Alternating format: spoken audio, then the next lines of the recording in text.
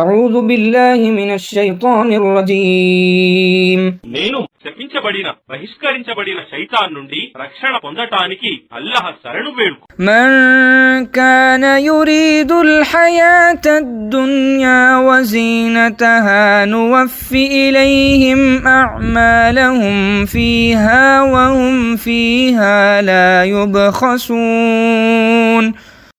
ఎవరు ప్రాపంచిక జీవిత సౌకర్యాలు మరియు దాని అలంకరణ కోరుకుంటారో మేము వారి కర్మల ఫలితాన్ని ఈ జీవితంలోనే పూర్తిగా చెల్లిస్తాము మరియు అందులో వారికి ఎలాంటి లోపం జరగదు. أولئك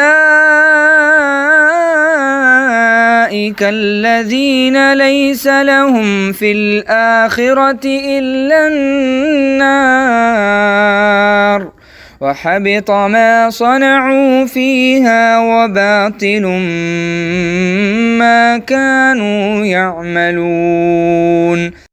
అలాంటి వారికి పరలోకంలో నరకాగ్ని తప్ప మరేమీ ఉండదు.